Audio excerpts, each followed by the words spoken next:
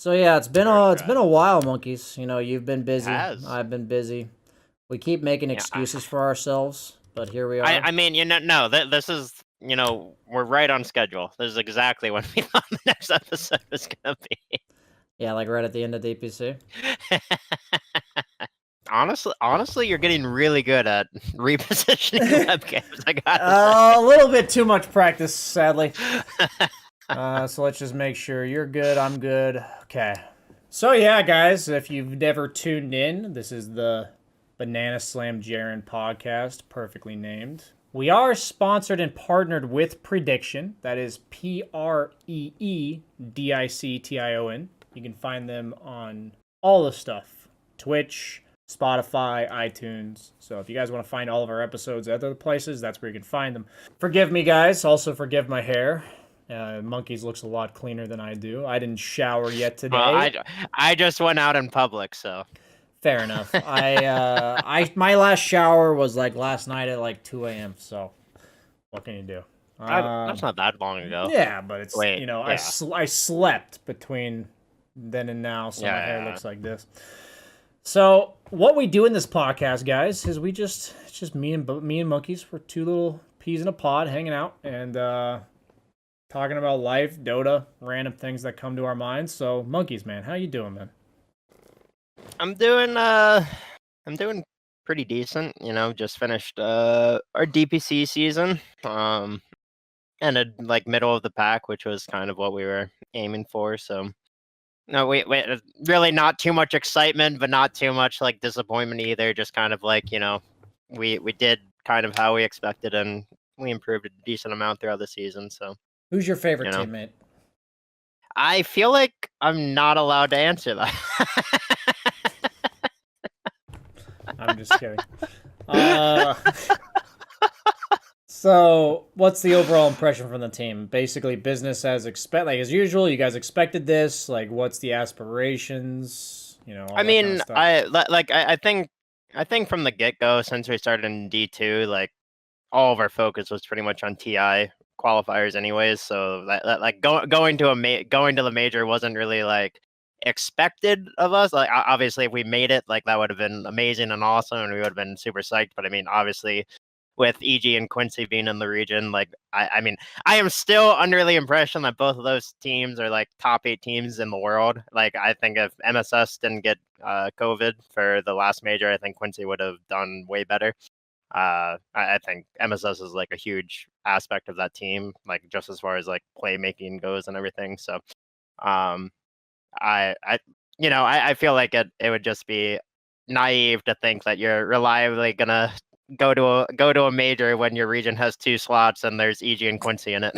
Like, That's fair. My question would be simple, monkeys. Assuming that Quincy Crew qualifies for TI, I don't know the exact numbers. Who's the third team from NA, man?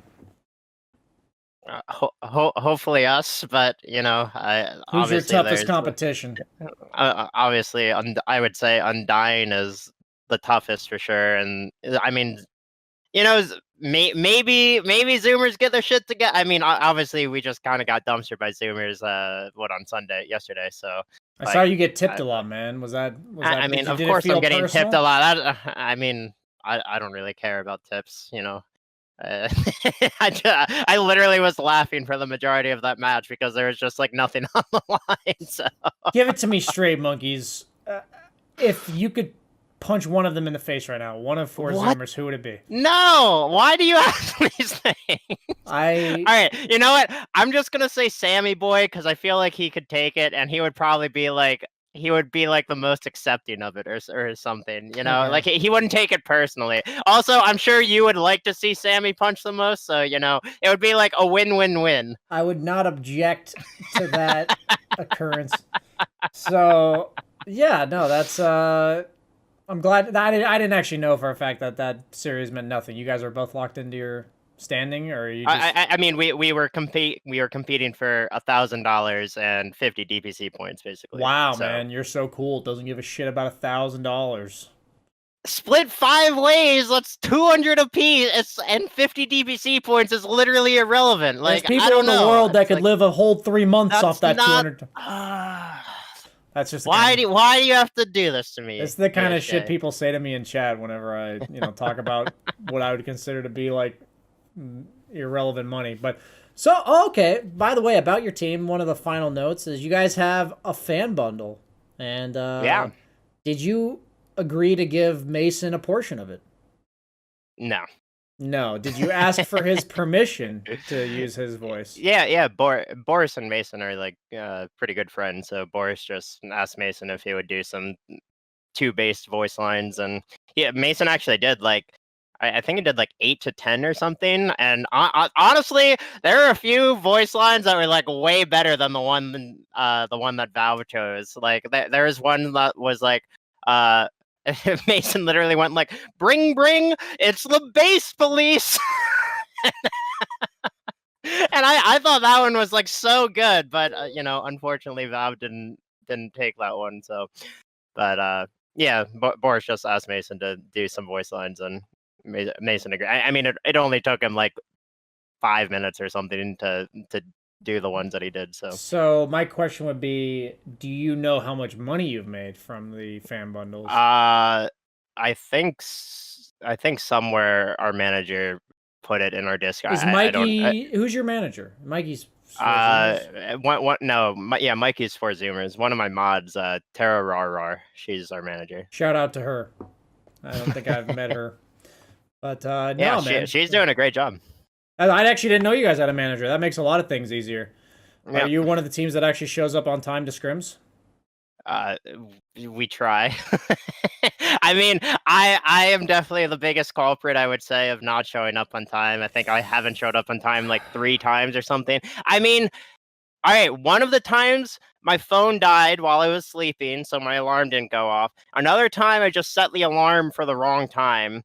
And another time I was asleep and we changed the timing of the scrims while I was asleep. And I woke up like on time for our original planned scrims, but I missed the scrims because we changed it to like 2 hours earlier or something. I mean, people ask me why I don't do podcasts with you regularly, and then they hear this, and then... Well, I mean, I feel like we podcast regularly when we're in the same time zone. Yeah, we do. Yeah, so... but yeah, guys, this has been quite the busy 6 weeks for both of us. And got any plans coming up for your somewhat break, or any cool things, fun stuff, or are you just chilling? We're gonna take just like a small break from scrims and stuff. And then. What about your life, buddy? Are you doing anything? I recently got back into rock climbing after my latest knee injury, which was about 3 months ago. So, I mean, I'm being very, very careful with it, and I'm not really doing like anything crazy or whatever because I'm so over knee injuries. But yeah, I'm pretty much just getting back into the schedule of like working out so I have more energy throughout the day and stuff. Like whenever I get injured, I swear my energy levels just drop to like nothing. I have maybe like 8 to 10 good hours of like actually like being awake and energetic, and then past that, if I'm not like exercising regularly, like I just like just start falling asleep like no matter what I do. Yeah, I'm a pretty big culprit of this. COVID was not very nice to me when it came to working out. Collie. Yeah. She's not too happy about it. Myself, I'm not happy about it either. I think it's been tough for a lot of people, not being able to easily go to the gyms and stuff. For me, I think it's also the fact that I've been casting the DPC while also attempting to be a streamer. You know me. I love overworking myself. You know me. So I've already said I'm like pretty tired of going through this grind for myself. So I think during these events, it's relatively unavoidable. And it's like, it's 6 weeks of pretty damn good pay to be a caster. So it's like impossible to turn it down.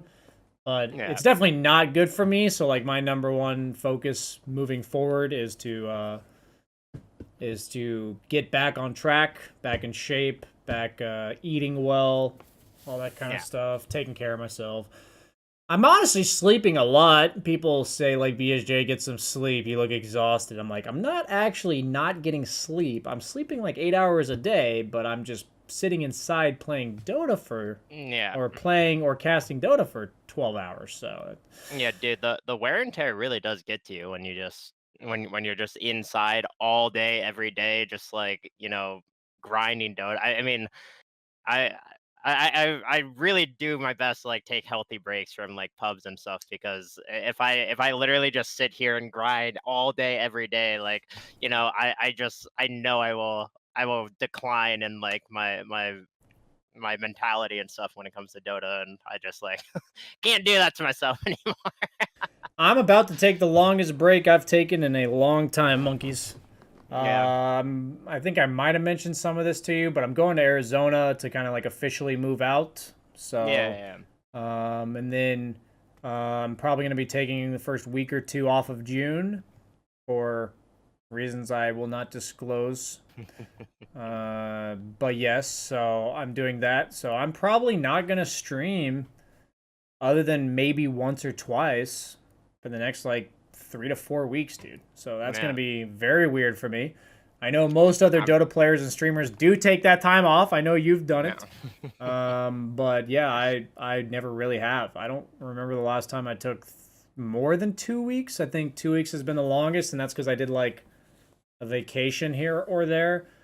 But I think go ahead. I just had a random question. Is your car still in Arizona? My car is still in Arizona, yes. so, so you literally haven't even driven your like brand new car.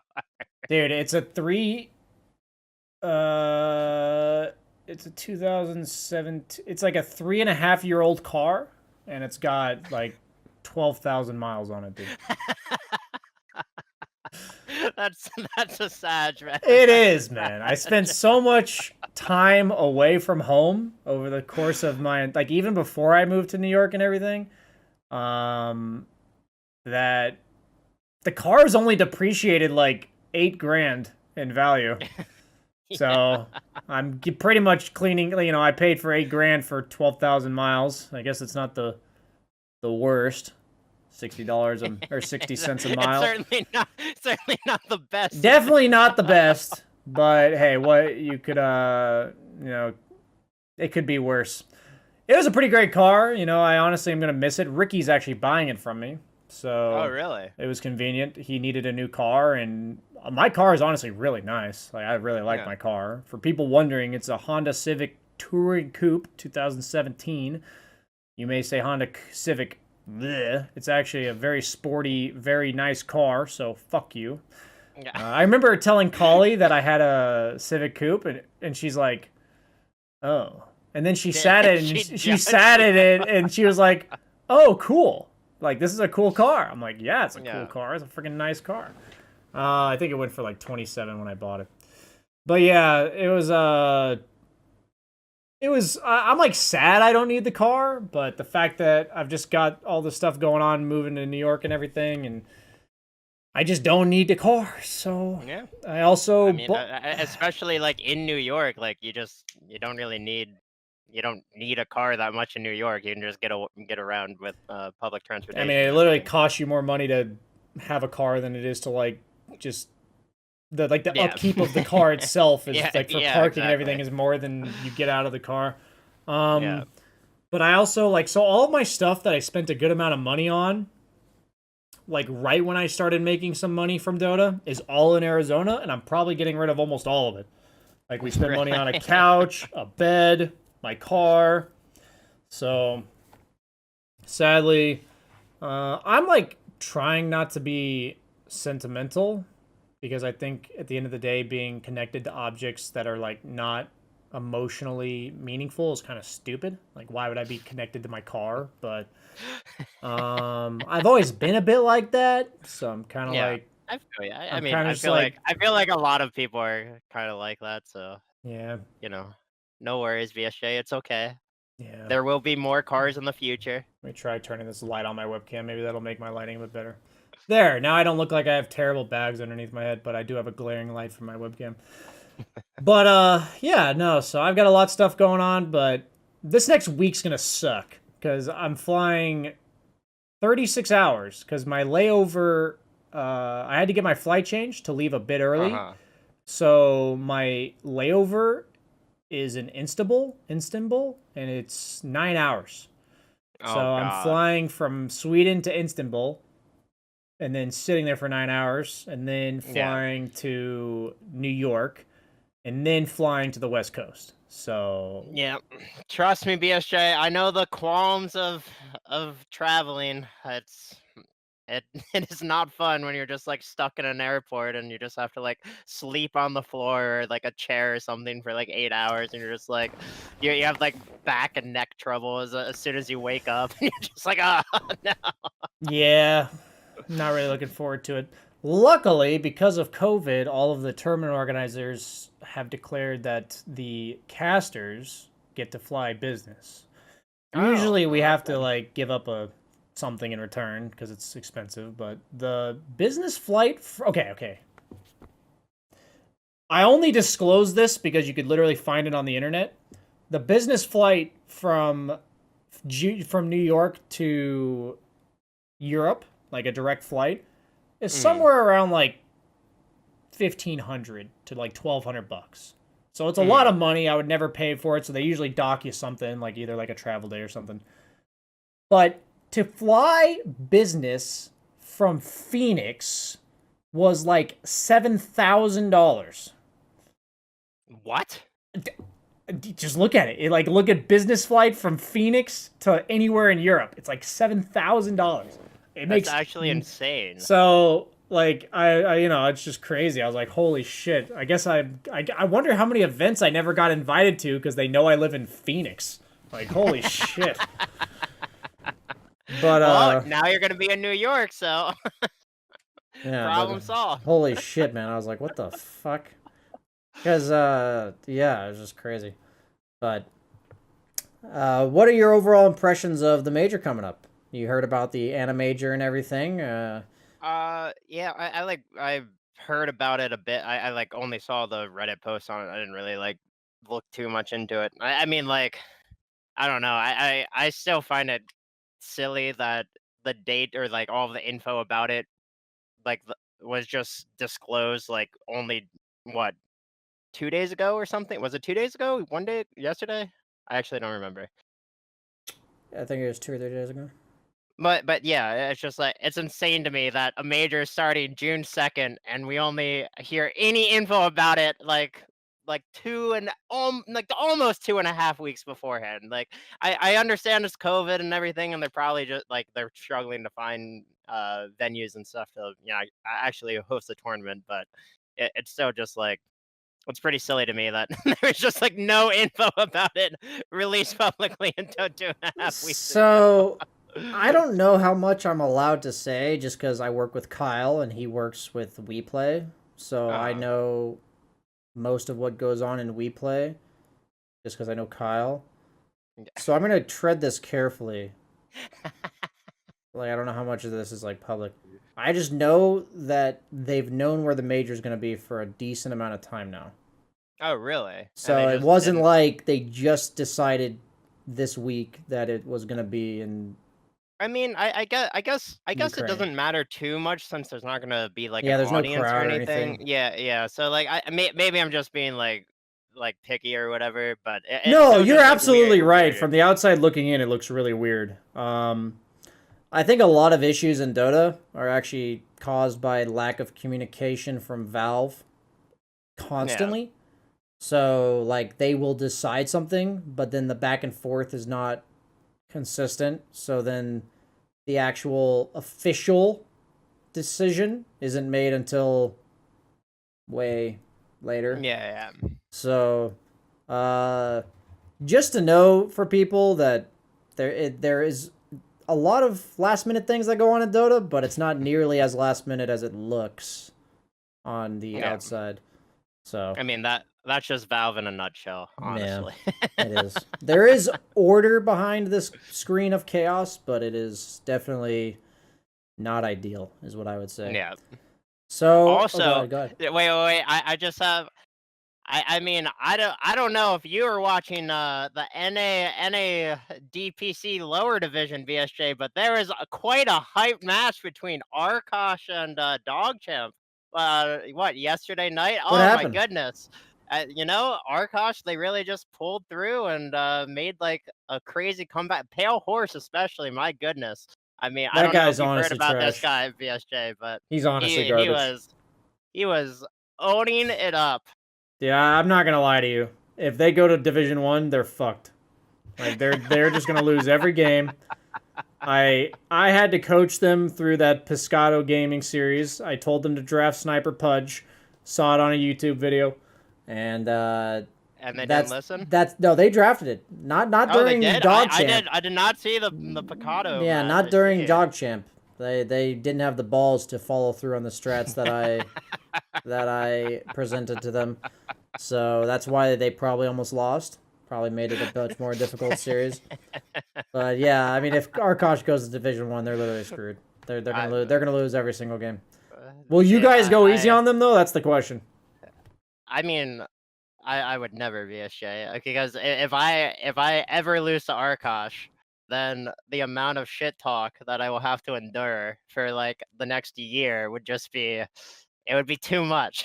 It would be too So much. my question is, are you like not worried at all about like the satanic backfire and backlash you might receive, like the omens that may be bestowed upon you by beating Arkosh?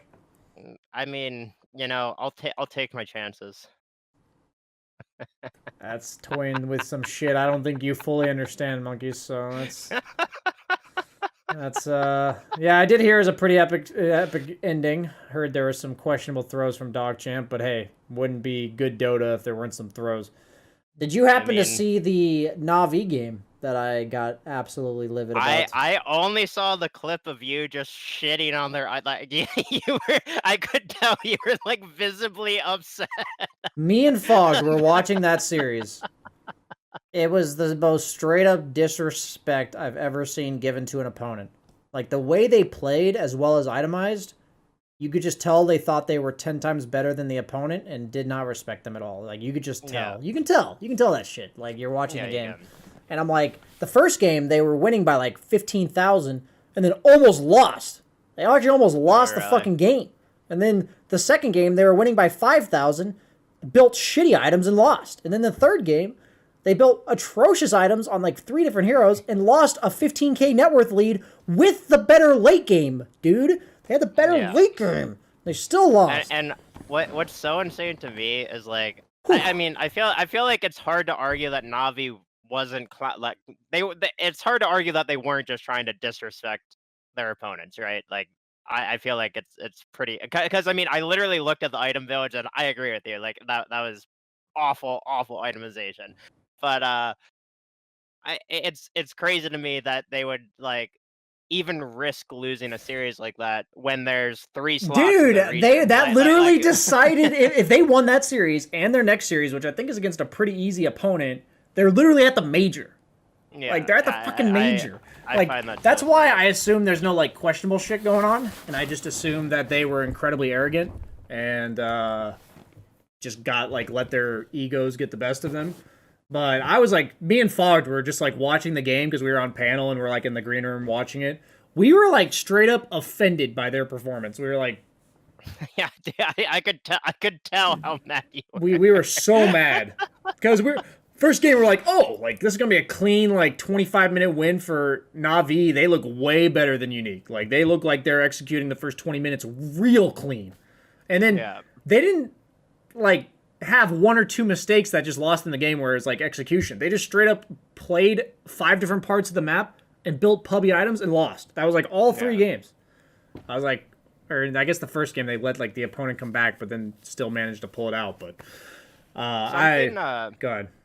Something I'm at least hoping from Valve for the next, because I'm expecting there to be changes to the DVC leagues and everything, but something I'm really hoping from Valve for like moving forward is just like every single region getting 3 slots rather than like all of this. Like, I mean, don't get me wrong. I do think China and Europe are probably like they probably are the better regions, but like I still I think there is so much room for like every region to grow and like especially like when you look at CIS or Eastern Europe, I guess they're called now. Uh, when you look at Eastern Europe, they especially I don't know. I feel like you look at the top 3 or the 3 teams from Eastern Europe, and you're just like, are they really that significantly better than like South America, North America? Like, I guess does C have 3 slots right now? Yeah, they do, Yeah, right? everybody has 3 slots, but NA and SA.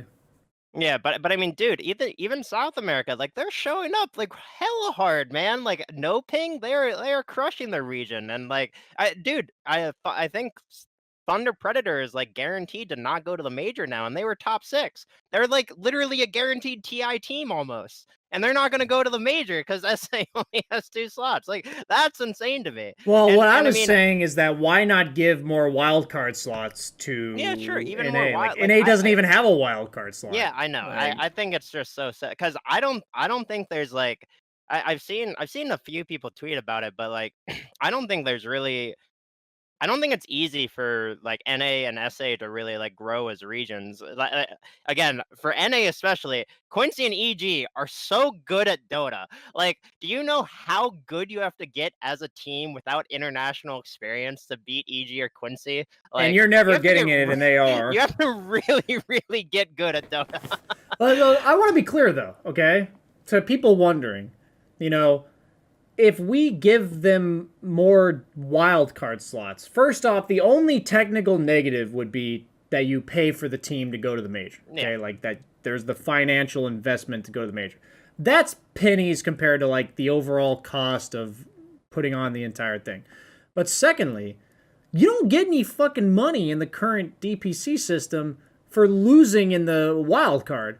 So Even why if you not like just win the wild why card not just and win put the them in the wild card? Like, why isn't yeah. there honestly 4 I slots in every I mean region? I Why I there think should be it's 4 so silly. slots in every region, I think, personally. Yeah. Let's ignore money. Like money we may have to factor in a bit, but like let's ignore money for a second.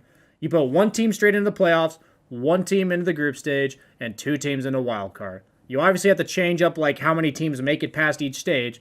But if NA is really that much worse than other regions, which I'm not even going to argue, okay? Like, let's not even argue this. If they are that much worse than other regions, neither of those 2 teams will ever make it out of the wild card, and it won't impact, like, anything. It won't impact anything, right? All it will do is just make the region better because those players that are on those teams will get that international experience I'm and be just like, saying that, damn, I like, want to win. it's like, it's not unfair to a region like Europe if they're quote unquote better. Like, Yeah, like they are, I would say there's more depth in Europe. for That sure. you put 4 teams from both regions in the major if the 2 European teams always advance and the 2 NA teams never do. Like, if they are better, they will advance. Yeah. Like, period. You know, I like, just that would probably be like I would say that's one of my biggest qualms with the current DBC season, and then the other one would be literally like only the top 8 teams at the major gets prize money, which is still pretty silly to me. But yeah. I mean, what do I know? You know, I'm just a player. I've only played this game for like 10 years, so you know. Hey, yeah, let's be clear, guys. Let's be clear. If Valve put like an eighth of the TI money into the regular season, it would be infinitely better for everyone. Infinitely Yep. better for everyone that relies on the Dota ecosystem to make money, right? Like all the tier 2 teams, the tier 1 teams, it would be infinitely better. Other than the notoriety and like we have the biggest tournament ever, it would just be better. But I mean the way it's currently set up is literally like even if you win every like each major like and you get first in every DPC league or whatever, you're still making like 5% of the TI prize pool. Like, that's so insane. Are you even making 5%? That'd be 2 million. I don't even think you make that much. It's more like Well, 2%. yeah. I guess you're right. It's like 2.5%. It's more like 2.5%, dude. It's even less.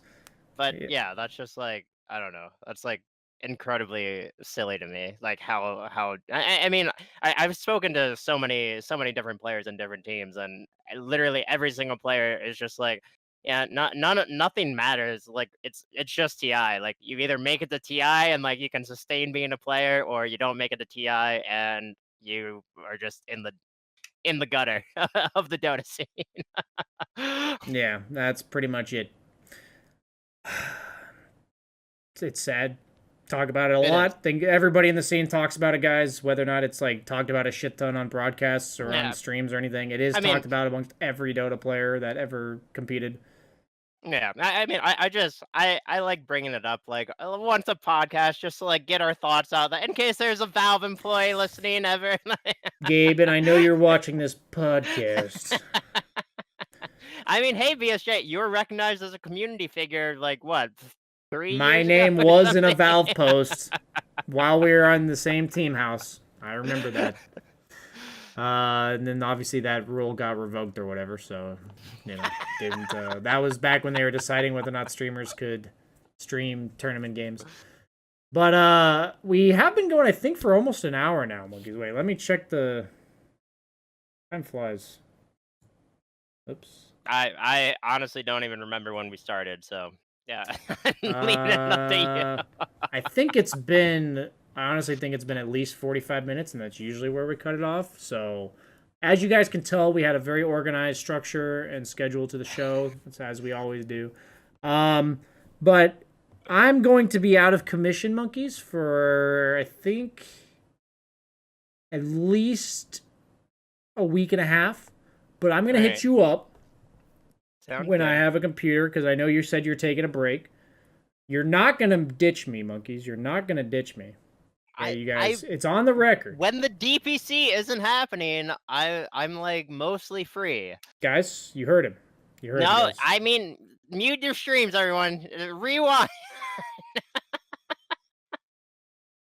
But we honestly, I just love talking to you, Monkeys. We've talked about it all the time. We don't have enough time to catch up to each other. We've had a great excuse when we use the podcast to talk about random shit. And I always like keeping it real with you, buddy. So Absolutely. I think that's gonna wrap it up for today's episode. But sounds good. I did tell you a few things off stream, and I will probably be talking about those with you sometime soon. So yeah, and I'm super excited for you. I'm not gonna say anything more than that. Shut up, Monkeys. I'm just super excited and happy for you. Shut up, Monkeys. So, with all that being said, thanks guys for tuning in. Follow Monkeys, make sure you do, on Twitch. Is that your stream? No, it's not. That's your Twitter. That's my Twitter. That's my your stream Twitter. Is just Monkeys_Forever. Monkeys_Forever, people. I'm like, that's not right. But yeah, make sure you guys hit him up. He's awesome. He sometimes does well in Dota as well. So occasionally. Always nice talking to you, buddy. See you later. Have a good one, BSJ. Bye, everyone.